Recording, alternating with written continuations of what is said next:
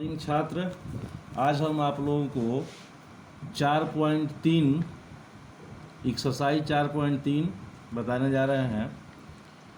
और इसमें क्वेश्चन ध्यान से देखिएगा। यदि निम्नलिखित द्विघात समीकरण के मूलों का अस्तित्व हो तो इन्हें पूर्ण वर्ग बनाने की विधि द्वारा ज्ञात कीजिए। इन्हें पूर्ण वर्ग बनाने की विधि द्वारा ज्ञात करना है। पहले हम लोग मूलों का अस्तित्व कैसे पता लगेगा। मूलों का अस्तित्व ज्ञात करना। पहले आज सीखेंगे कि मूलों का अस्तित्व हम कैसे ज्ञात करते हैं। आप जानते हैं कि द्विघात बहुपद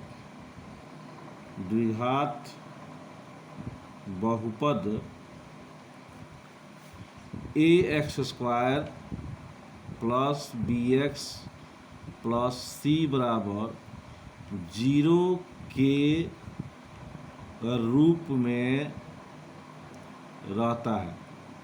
सबको पता है ये। इसमें हम लोग d निकालते हैं। d को हम लोग हिंदी में विवेचक या विविक्तर कहते हैं। और d निकालने का फॉर्मूला होता है b² माइनस 4ac। d बराबर b² माइनस 4ac पहले निकाल लेंगे। और जब d निकल जाएगा तो हम चेक करेंगे कि यदि d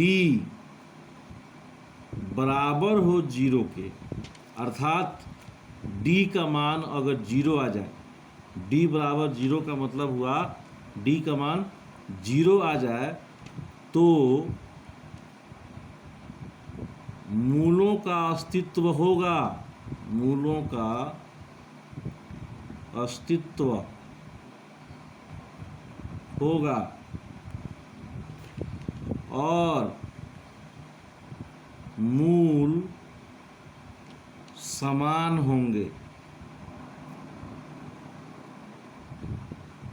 d का मान अगर 0 आ जाए तो मूलों का अस्तित्व होगा। यहाँ पूछ रहा है क्वेश्चन में कि निम्नलिखित समीकरणों का मूलों का अस्तित्व हो, तो मूलों का अस्तित्व ज्ञात करने के लिए d का मान निकालेंगे। अगर d का मान 0 आ जाए, d बराबर 0 आ जाए तो मूलों का अस्तित्व होगा और मूल समान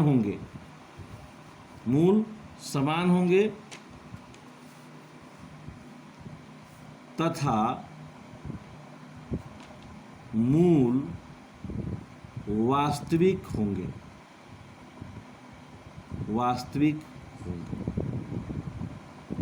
दूसरा शर्त 2 नंबर, यदि d बड़ा हो 0 से, यदि d का मान 0 से बड़ा का मतलब होता है कि d का मान प्लस में आए, प्लस 1 2 3 4 5 यानी प्लस में आए, d बड़ा हो 0 से, तो मूलों का अस्तित्व होगा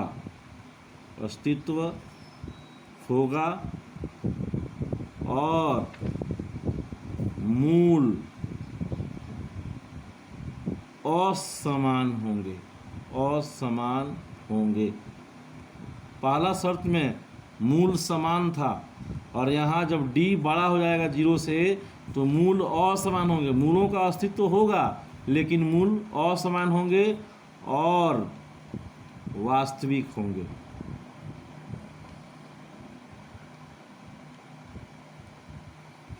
तीसरा शर्त, यदि d छोटा हो 0 से, यानी d का मान माइनस में आ जाए, -1 -2 -3 या कुछ भी हो, निगेटिव आ जाए, d का मान माइनस में आ जाए तो मूलों का अस्तित्व नहीं होगा। तो मूलों का अस्तित्व नहीं होगा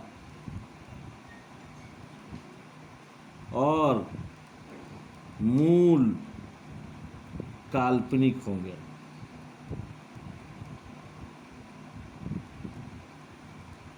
इन 3 शर्तों से यह स्पष्ट होता है कि प्रथम 2 शर्त में मूलों का अस्तित्व होगा, मूल वास्तविक होंगे, लेकिन लास्ट वाला शर्त, तीसरा शर्त जो है, इसमें d जब माइनस में आ जाएगा, यानी d का मान 0 से छोटा होगा, तब मूलों का अस्तित्व, मानी एकमात्र शर्त यही है कि अगर d का मान माइनस में आ जाए तो मूलों का अस्तित्व नहीं होगा और मूल काल्पनिक होंगे।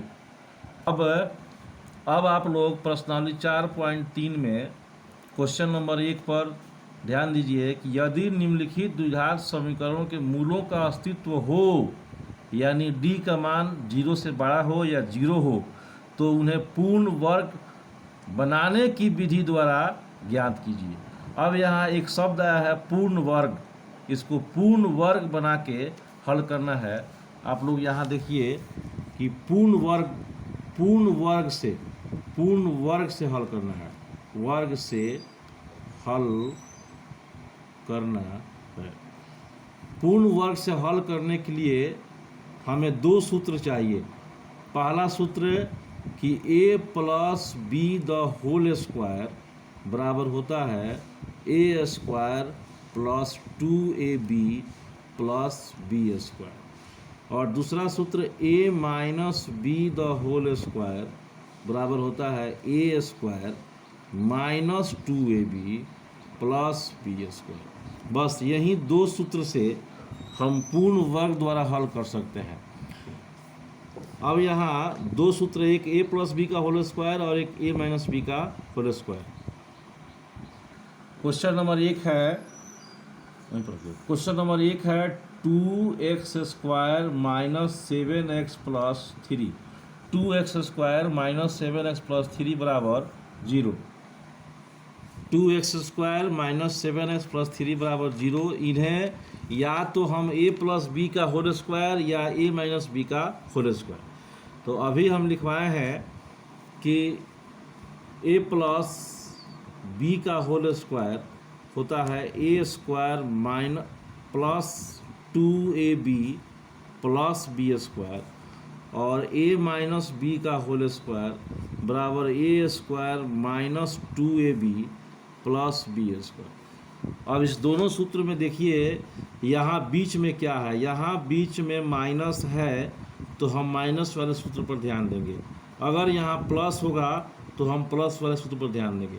तो हमें यहाँ माइनस मिल रहा है, अतः सेकेंड सूत्र a माइनस बी का होल स्क्वायर बराबर a square minus 2ab plus B square पर ध्यान देंगे। अब यहाँ देखिए 2x square minus 7x plus 3 बराबर 0। अब हम इसको ऐसा सेट करें कि ये a स्क्वायर के फॉर्म में आ जाए, या तो इसको ऐसा अंक लिखें कि किसी अंक का स्क्वायर हो जाइए, या ये हट जाए। एक काम करते हैं, दोनों तरफ 2 से गुना करते हैं। गुना करने पर अब हम 2 से भाग भी कर सकते हैं, क्योंकि 2 से भाग दें तो 2 कट जाएगा, x स्क्वायर हो जाएगा, तो यह x का स्क्वायर हो जाएगा, और 2 से गुना करने पर ये 4 हो जाएगा, यानी 2 का स्क्वायर हो जाएगा। इसीलिए हम 2 से गुना कर रहे हैं। दोनों तरफ 2 से गुना करने पर इसमें 2 से गुना होगा तो 4x स्क्वायर हो जाएगा, माइनस 7 दूना 14x प्लस 3 दूना 6 बराबर 0। अब हम इस 2x को 4x स्क्वायर को लिख सकते हैं 2x का होल स्क्वायर। सूत्र पर ध्यान दीजिए, यहाँ a स्क्वायर यानी आ गया, a स्क्वायर का मतलब हो गया 2x का होल स्क्वायर, बीच में है माइनस 2ab, तो माइनस लिख देंगे 2 गुने अब a, तो a की जगह पर कितना है 2x लिख दिए। अब यहाँ b हम अपने मन से क्या रखें कि गुना करने पर 14 आ जाए। अब यहाँ b जो है अपने मन से रखना होगा कि गुना करें हम तीनों में तो यहाँ पर 14x आ जाए। तो अगर हम यहाँ 7/2 से गुना करेंगे तो 2 से 2 कट जाएगा और 7 दूना 14x आ जाएगा। प्लस सूत्र में होता है बी स्क्वायर। तो अब बी स्क्वायर, बी हम इसी को माने हैं 7/2 को, 2ab यानी 7/2 का होल स्क्वायर। लेकिन यह अपने मन से लिखे हैं इसीलिए इसको घटा देंगे, 7/2 का होल स्क्वायर घटा देंगे, ये दोनों कट जाएगा, अब प्लस 6 लिख देंगे बराबर 0। एक बार ध्यान दीजिए फिर से, सूत्र है a square minus 2ab plus B square. Question है 2x square minus 7x plus 3 बराबर 0। अब हमें 2x को a स्क्वायर के फॉर्म में लिखना है। तो चूंकि 2 किसी अंक का स्क्वायर नहीं होता है इसीलिए हम दोनों तरफ 2 से गुना कर दिए हैं ताकि ये 4 हो जाए। तो 2 से गुना करने पर 2 दूना 4x स्क्वायर हो गया, इसमें 2 से गुना किए 14x हो गया, 3 में गुना किए 6 हो गया बराबर 0। अब 4x स्क्वायर को हम 2x का होल स्क्वायर लिख सकते हैं, ये इसको स्क्वायर करने पर इतना आ जाएगा यानी 4x स्क्वायर आ जाएगा। उसके बाद होता है 2ab, तो 2 हो गया और a के जगह पर 2x है तो 2x हो गया, और b जो है अपने मन से रखना है ताकि तीनों में गुना करने पर 14 आ जाए। तो 7/2 कर लेंगे, 2 से 2 कट जाएगा और 7 दूना 14x हो जाएगा। अब प्लस सूत्र में होता है बी स्क्वायर, तो चूंकि b की जगह पर 7/2 लिखे हैं अतः 7/2 का होल स्क्वायर करेंगे।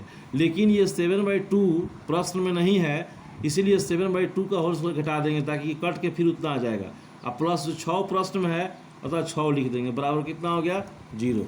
अब यहाँ ये बैठ गया a square minus 2ab plus B square, यहाँ तक सूत्र बैठ गया, यहाँ से लेकर यहाँ तक ये a माइनस बी का होल स्क्वायर पर बैठ गया, अतः ये हो जाएगा a माइनस बी का होल स्क्वायर यानी कि 2x माइनस b की जगह पर 7/2 है तो 7/2 का होल स्क्वायर हो जाएगा, प्लस नहीं माइनस ये बच गया माइनस 7/2 का होल स्क्वायर प्लस 6 बराबर 0। थोड़ा सा ये कठिन है लेकिन समझना पड़ेगा। a स्क्वायर माइनस 2ab या प्लस बी स्क्वायर, यहाँ तक फॉर्मूला हो गया a माइनस बी का होल स्क्वायर, तो ये बैठ गया a माइनस बी का होल स्क्वायर पर। अब बाकी जो 2 ये शेष बच गया माइनस 7/2 का होल स्क्वायर उतार दिए और प्लस 6 का 6 यहाँ पर उतार दिए बराबर 0। अब ये हो गया 2x माइनस 7/2 का होल स्क्वायर माइनस और माइनस 7/2 का स्क्वायर करेंगे तो 7×7=49/4 प्लस 6 बराबर 0। 2x माइनस 7/2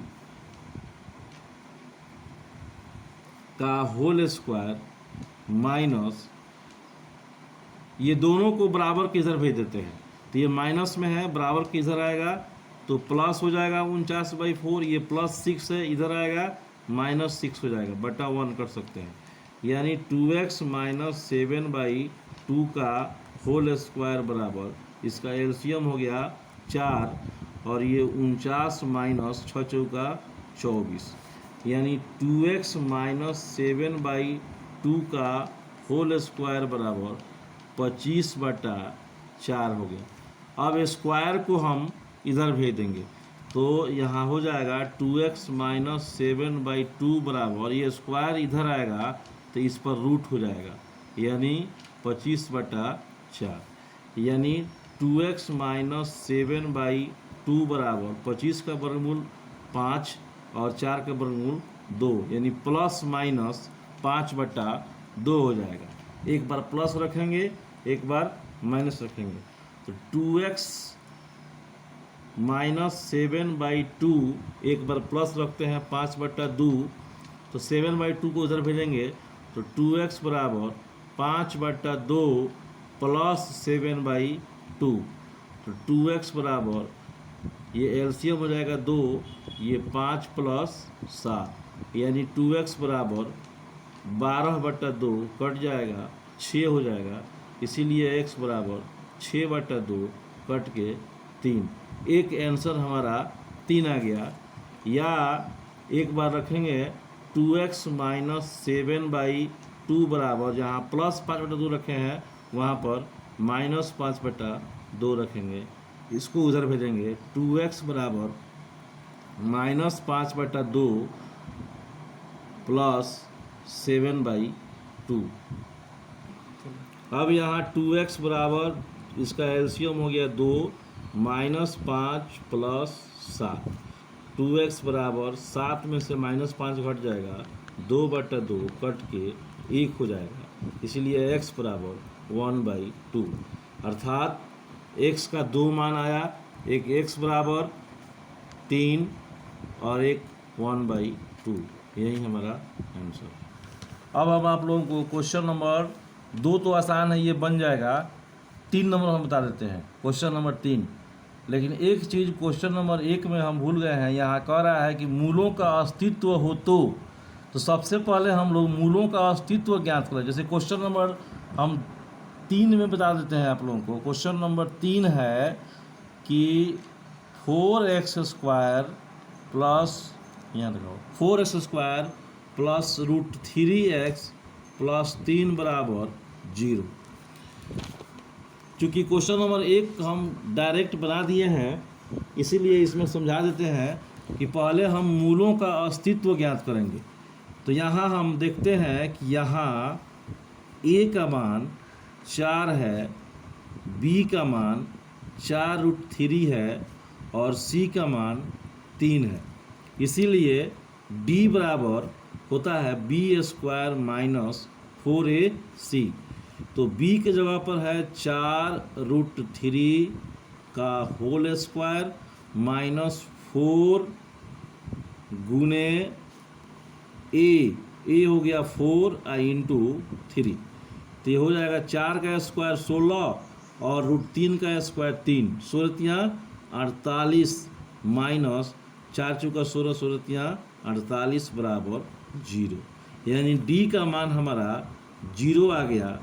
हम लिखवाए थे कि अगर d 0 हो तो मूलों का अस्तित्व होगा। मूलों का अस्तित्व। अब हम इसको हल करेंगे पूर्ण वर्ग करके। अब क्वेश्चन है कि 4x² प्लस 4√3x प्लस 3 बराबर 0।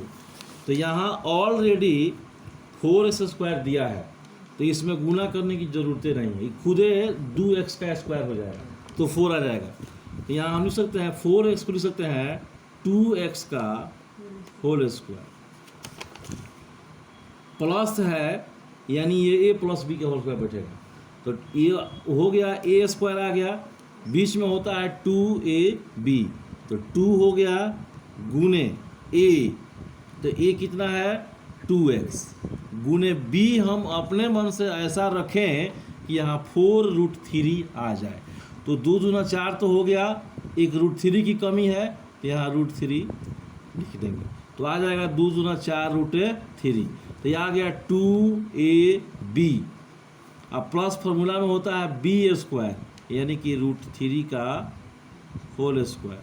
लेकिन यह हम एक्स्ट्रा जोड़े हैं, तो जितना जोड़ते हैं उतना क्या करते हैं, घटाते हैं।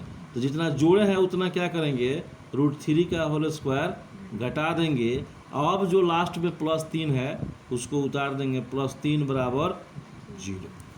अब देखिए a² plus 2ab plus b², यहाँ तक ही बैठ गया। a² plus 2ab plus b² होता क्या है, a प्लस b का होल स्क्वायर। तो a की जगह पर 2x और प्लस b की जगह पर √3, और इसका क्या हो जाएगा, ये होल स्क्वायर। अब बच गया यहाँ पर -√3 का होल स्क्वायर प्लस 3 बराबर 0। तो ये हो गया 2x प्लस √3 का होल स्क्वायर माइनस ये √3 का स्क्वायर -3 हो जाएगा प्लस 3 बराबर 0। ये 3 से 3 कट जाएगा, यानी आ गया हमारा 2x प्लस √3 का होल स्क्वायर बराबर 0। अब स्क्वायर को हम बराबर के राइट साइड भेज देंगे, तो 2x प्लस √3 बराबर रूट अंडर जीरो यानी कि जीरो। इसीलिए 2x बराबर √3 को इधर भेजेंगे -√3, इसीलिए x बराबर -√3/2, यही हमारा आंसर। प्रश्नावली 4.3 का क्वेश्चन नंबर 2। उपयुक्त प्रश्न एक में यानी प्रश्न एक में दिए गए द्विघात समीकरणों के मूल द्विघाती सूत्र का प्रयोग करके ज्ञात कीजिए। क्वेश्चन नंबर एक है 2x² - 7x + 3, यानी जो क्वेश्चन एक में दिया है वही प्रश्न को हल करना है द्विघात समीकरण के सूत्र से। तो बराबर हम 0 यहाँ पर हो गया। अब यहाँ हम लिखेंगे ax² + bx + c बराबर 0 से तुलना करने पर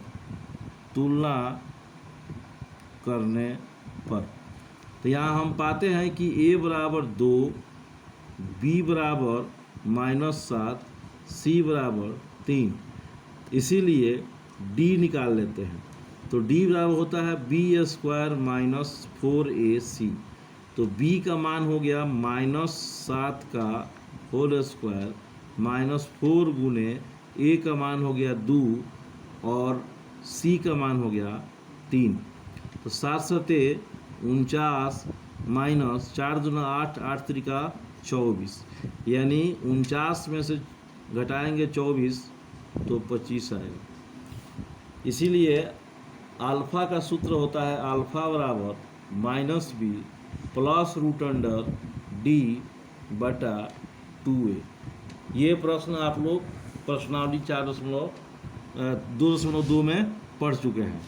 तो ये -b, तो b का मान यहाँ -7 है और सूत्र में भी माइनस है यानी +7 हो जाएगा, प्लस √d, d का मान हो गया 25/2 गुने a और a का मान 2। तो ये हो गया 7 + 25 का वर्गमूल 5/4, 7 × 5 = 12/4 कट के 3 आ गया। एक आंसर हमारा 3 आ गया। अब बीटा बराबर फॉर्मूला होता है -b -√d/2a। तो ये फिर माइनस माइनस प्लस हो जाएगा, 7 -√25/2 × 2, यानी कि 7 - 5/4, यानी ये 2/4 कटेगा 1/2, यानी अल्फ़ा का मान आ गया 3 और बीटा का मान आ गया 1/2। यही हमारा आंसर। आज के लिए बस इतना ही, धन्यवाद।